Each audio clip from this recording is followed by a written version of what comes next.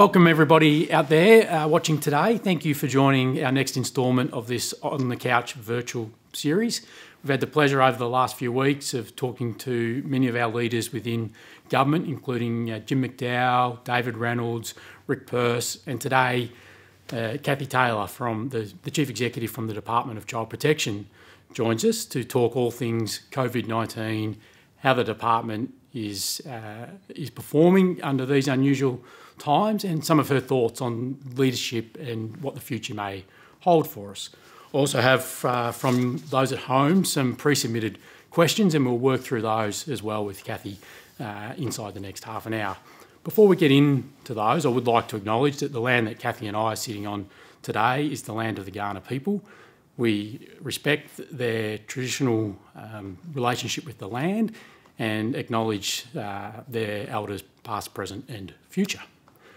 I would also like to acknowledge that the IPAA team have done a great job in creating this environment to have these virtual on the couches.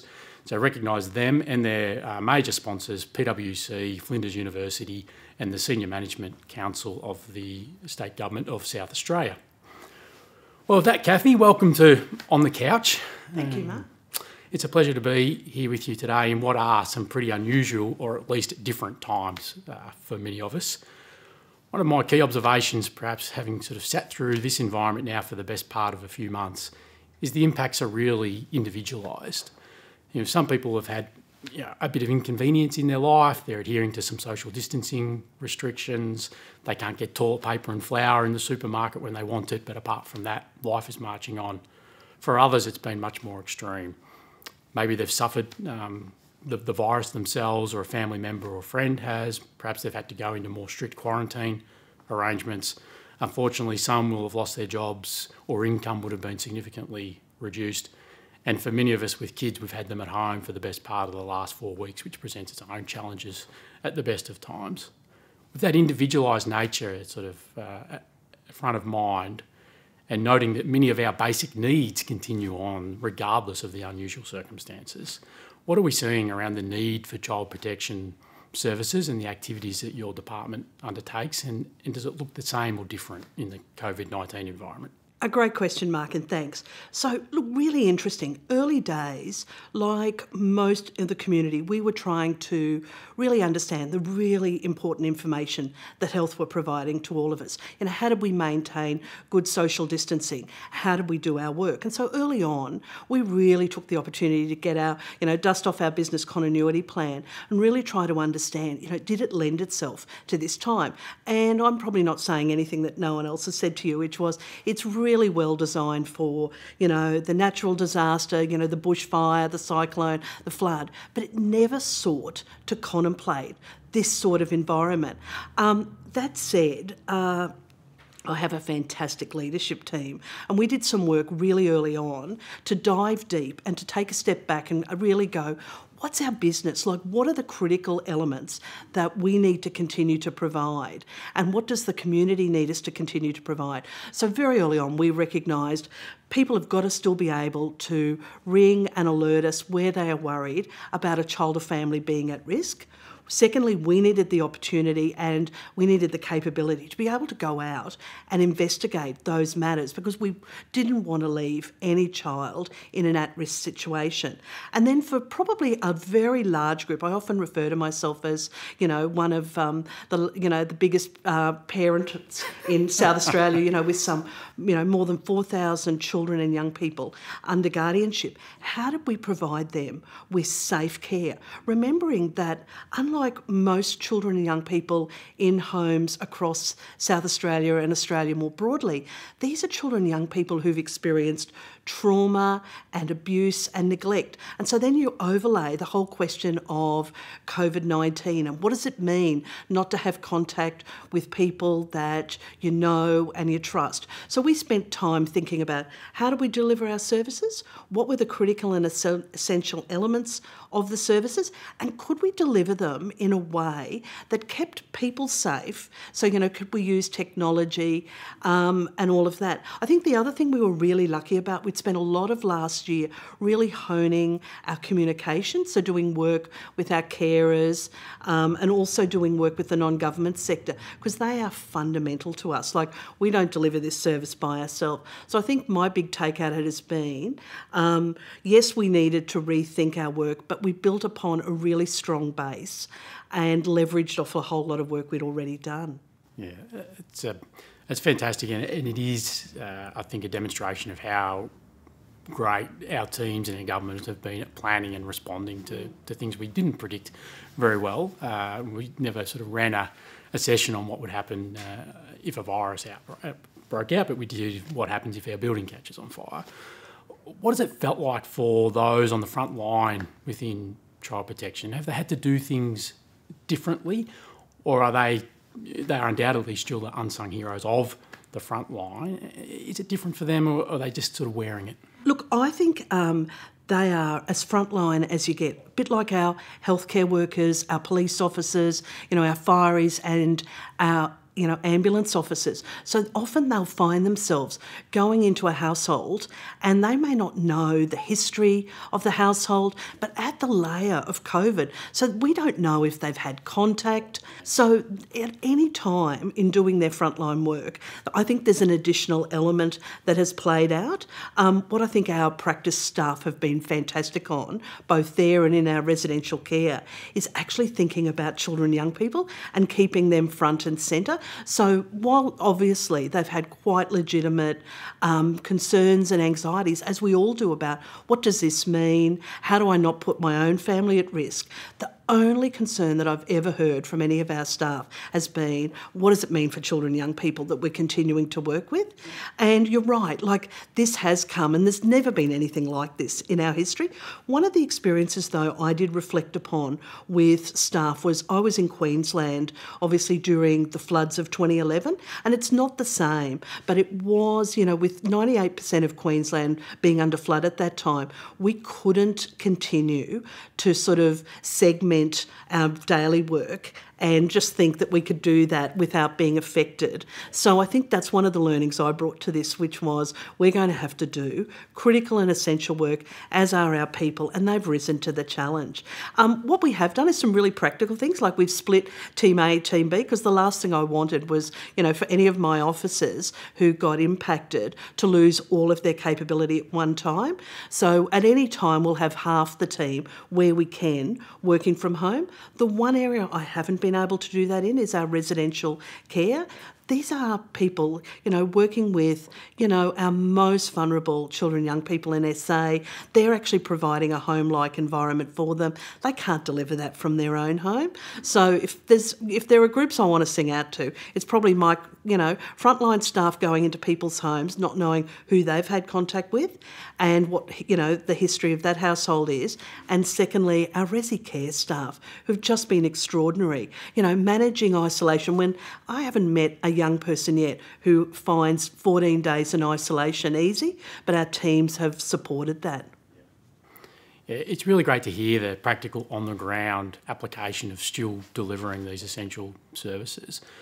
One of the things that I think we've seen evolve, particularly over the last few weeks, is in a crisis event, however you define this, as a health crisis, an economic crisis or a social crisis, in reality probably all three, we've seen some great innovation in the way in which we do things and the things we're willing to do. And perhaps today's ability to download the Corona or the COVID Safe app is no greater example than probably something we didn't think about only a few weeks ago, that we would allow people to track us through our mobile phones, and hopefully most of us are downloading that as we speak. What sorts of innovations are you seeing either now to deal with the here and now, or that you think might evolve as we come out of the crisis based on the learnings and the things that we've had to do differently on the way through? I think there's quite a lot of innovation that it's going to come. I think part of it'll be how we do our work, but I actually think The other part of the innovation is what is our work. And one of the really interesting pieces that I've observed is that we talked early on about, the demand for child protection services. And what we've observed so far is over the last month, we've seen a reduction in child protection notifications. Now, that may or may not be at this time attributable to COVID-19, because we also had 3 weeks of school holidays. And normally, school holidays mean we see less notifications.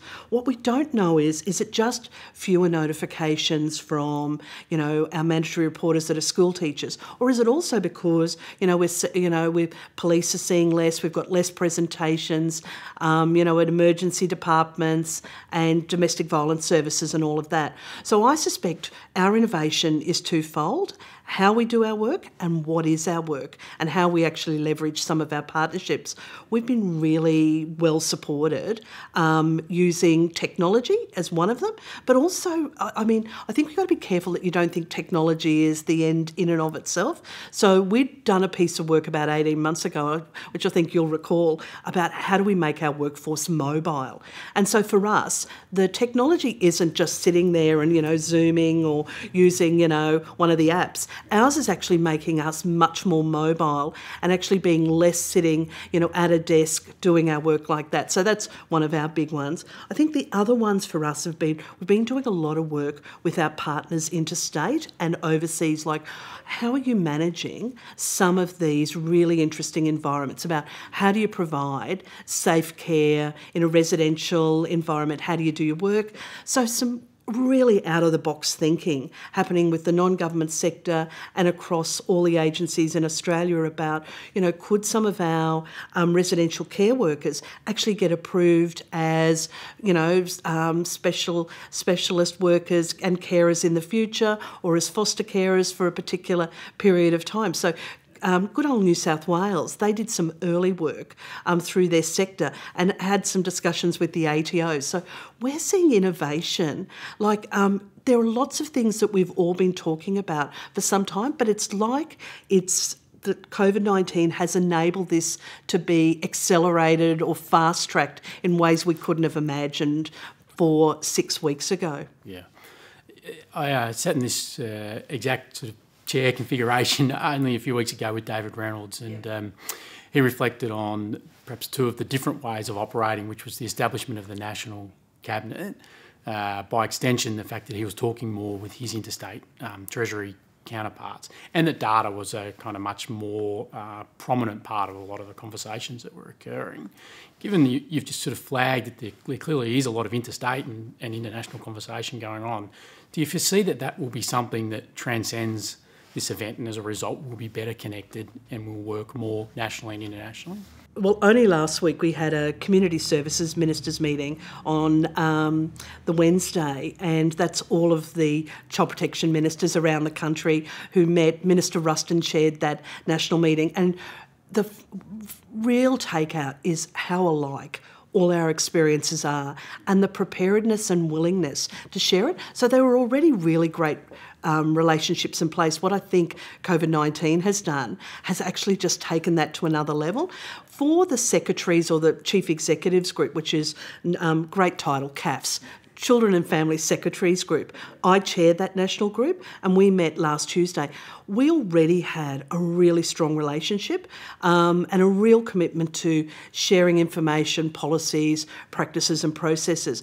I think what we're doing is just taking it to the next level.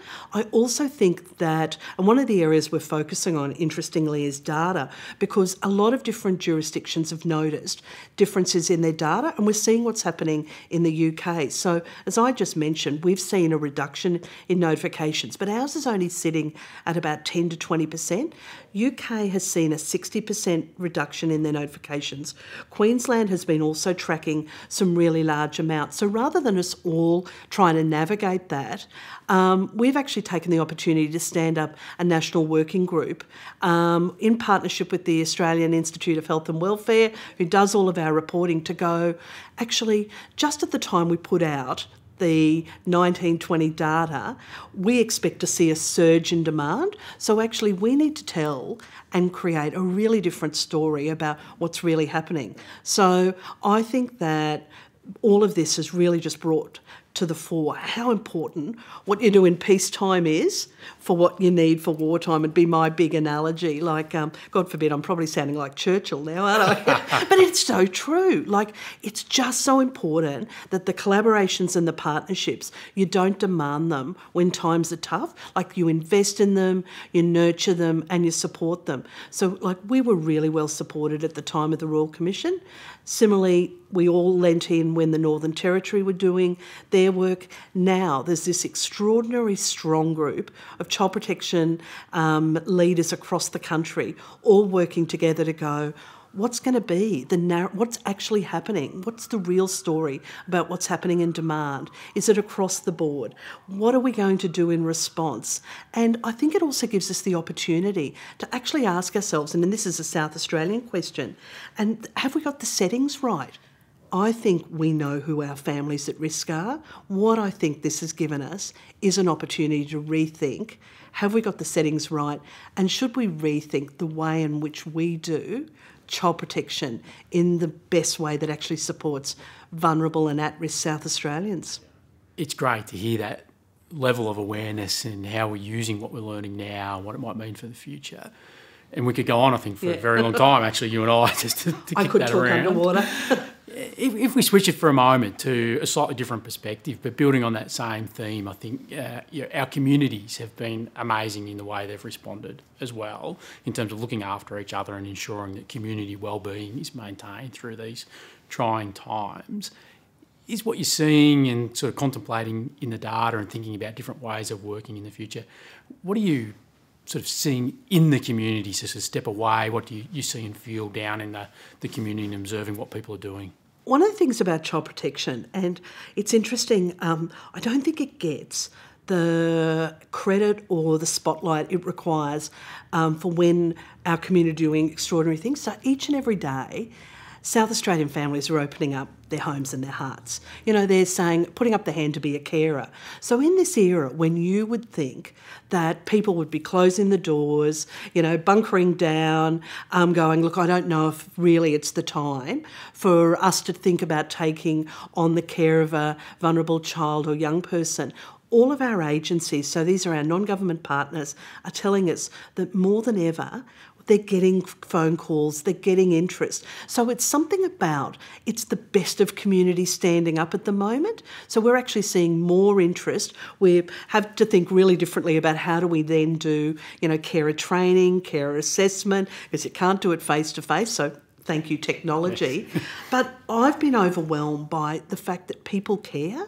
And I think people care at ordinary times, but I think what COVID has really made us all reflect upon is what matters, like what really matters to all of us. It's about family, it's about friends, it's about making a difference. And I think no one, you know, really symbolises that more than our foster and kinship carers. I think I said earlier to you, we've got about 4,200 children and young people in out-of-home care.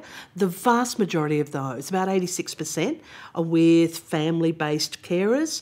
Now we've had a bit of a change in South Australia.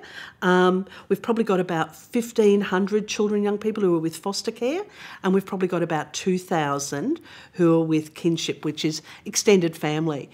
I just think one of the great outcomes of this has been the fact that people are continuing to step up. I think the other one, and I want to do a thank you to one of our partners, which is, you know, the work that's being done with intensive family support. So that's done through DHS. And really early on, we said to them, what we couldn't afford to do is to not have those services continue. So they agreed. They've been working alongside of ourselves and with education about how do we actually identify those families at risk and how do we lean into families in a different way? So I think the really good news is, Mark, even as times have got tough and you'd think that people would be, you know, focusing inwards, I think we've actually seen the opposite. I think we've seen people actually thinking about what's the community that I'm part of, what's the world I want to contribute to. If I'm going to leave any sort of legacy, what's the legacy I want to leave? And people talk to me constantly about, I want to look after kids. I want us to remember that they are our future and never is there a more important time than now. Yeah. Yeah. It's absolutely brilliant. And on that note, we should think about the questions that some of the viewers have pre-submitted. So bear with me as I scan through. And you've covered many, actually, which is great. And I think consistent with your observation there that people are still doing things and want to be involved and are still making the system work.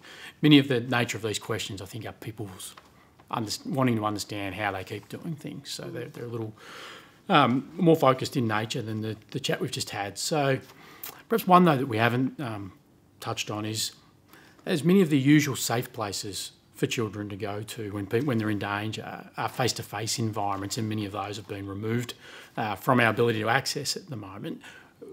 What's out there for children when they're trying to reach help, or for those that want to guide them to a position of help?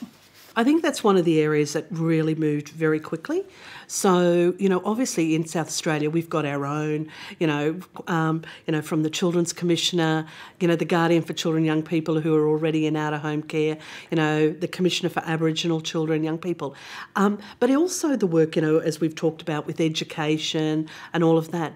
Interestingly, we've all worked together to develop some, tools, some guides, some assistance, really practical resources, to be blunt, to actually support carers at home and kids at home. But in terms of being safe, like the Australian Childhood Foundation did a fantastic piece of work about, who can children talk to, how to explain what COVID-19 looked like in this environment. I actually shared it with everyone I knew. Yes. It wasn't particularly designed for children and young people out of home care, because it was really about when you're feeling unsafe, and it might be because of home, but it might be because of what's happening in the world around you. How do you make sense of that? So I would say right across the country, and particularly in SA, all of the guardians and the commissioners, alongside of those agencies that have got a critical role supporting children, have really tried to think about who are the people that kids talk to, what are the pathways that they might be able to explore, but also just to keep them entertained. Now, one of the ones that I love, and I know Minister Sanderson was talking to several of the agencies last week, and I've got to give a shout out to good old SA Zoos. They're online where you can look at what are the animals doing every day. Interestingly, it may on the first glance think, well, what's that got to do with safety? But it actually is giving children and young people a sense of normality about their lives, and then they're finding that they're feeling better, they're watching what's going on, and then if they need to talk to someone, they're actually in a position to start to talk to them. So we've been doing resources along with everyone else, but I guess most importantly is just continuing to encourage our carers to have kids continuing to go to school. We are big supporters of the big health messages about the importance of school. It's an essential service, and I think there's an awful lot of parents and children today who are going, fantastic, we're back at school. It provides structures and supports, it provides a sense of normality, and it actually means we've got eyes on at-risk children and young people. Yeah. And on that note, since you've done a few thank yous, we probably should thank all of the South Australian community for the efforts they've undertaken to manage the health side of the coronavirus or COVID-19, so that we could get our schools open, unlike many of the states at the moment who are still struggling with that trade-off decision. So I think that it's amazing to our fellow South Australians. In terms of, I think you've touched on many of the practicalities are still occurring as you operate the system, but one of the carers has asked, given that there's most likely some increased costs for them in terms of access to internet, technology, devices and the like, is that sort of in the thinking at the moment? Believe it or not, SA was the first cab off the rank. We did some work very early on because we recognised that there were going to be additional costs. So delighted to say the government announced a couple of weeks ago that we were going to fund carers an additional $200 per child in a placement, and those funds have now flowed through to all of our foster carers and our kinship carers. But what we've also said, though, to all our support workers is, obviously that's a first piece, recognising, additional costs. But we know that there's been carers who've needed to, do new setups at home around, it might be laptop and online learning, or it might be other issues. talk to your caseworker, talk to your support worker, talk to those people you would have always spoken to. Most of the practical issues we've run into haven't probably been cost, interestingly. Like the rest of the community, I've had the carers who go to me, I just want to be able to access, the critical, needs of life, the necessities of life. I need access to toilet paper, Yes. to hand sanitizer. And so we've done some work, in terms of, along with others, about how do we make sure the NGOs have access to the supports that they need. But no, recognised early on, this is out of the ordinary. There will be an impact, and financially. And you have to think, we don't pay most of our carers to look after children. I think people think we do. We just make a contribution towards the costs of caring for a child. So at this time when, we're seeing the unavailability of resources and the increased costs, we were delighted to be the first jurisdiction in the country to step in. I think Victoria announced last week they are doing a similar event, and I think New South Wales are giving thought to it as well. Yeah, fantastic. Perhaps one last one that knits a few threads together and again goes to the heart of just how active our communities want to be, which is those who are in processes such as foster care applications or any other involvement in the sector. Should they expect any difference in sort of the timeframes that those processes typically run to? These are really good questions because these are all the practical things that people are running into.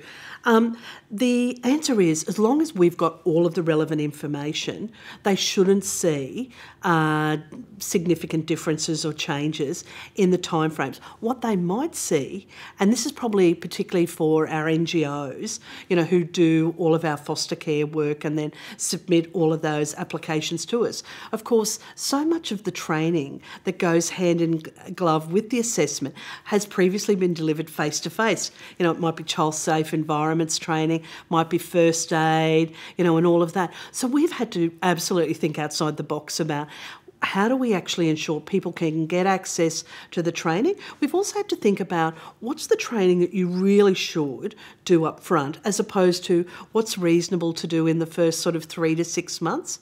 So I think, it is one of the benefits. And there's a piece of work that we are just kicking off this week in the department. And I guess it's the piece of work about what does the world look like post-COVID-19. And I know we're not alone. I know at the whole of state level, Lindeen and Minister Spears are leading, the wellbeing and, recovery work from a social perspective. But in the department, I read this fantastic article the other week about, what are the adaptations and the benefits, or as Martin Stewart Weeks calls it, the COVID dividend. What are the things that we want to keep doing going forward that we don't want to lose, that actually it made much more sense to do it in this way going forward. And in fact, we don't want to go back to our old ways. So I think that's my big takeout. We haven't done them lightly. So things like, foster care applications, we've still got to have a line of sight to quality and safeguarding. But we want to do it in a timely way. We want to do it where we're really leveraging off people's commitment and desire to do something differently. So I suspect, Mark, we will be doing lots of things the same in 6 months' time, and we'll also equally be doing lots of things very differently in 6 months' time, because I think the legacy of COVID-19 for most of us is that we can't continue to operate as we did. Yeah, it is really good, and I think if you have it the nail on the head, people will have practical questions. Maybe as a close on the questions from the viewers, for those that still have questions that either I haven't got to or have arisen as they've watched this interview, where should they go to funnel those questions? Look, first and foremost, I'd always say to them, you can always send it through to the CE mailbox. There's nothing like being accessible. It's really important. One of the things we've been really trying to do during this whole period is really step up our comms, because let's remember, during this period, you've got to have clarity, you've got to have purpose, and you've got to communicate. And we've really used our existing pathways. So, we've been writing to carers, we've been writing to the sector, we've been utilising social media. So in addition addition to the CE mailbox, I'd be saying it's completely legitimate to continue to engage in this dialogue going forward. It really has brought home to me that child protection is an extraordinary piece of work that we do each and every day, and at times like this, we need it more than ever, and it's a privilege to lead it. Excellent, thank you.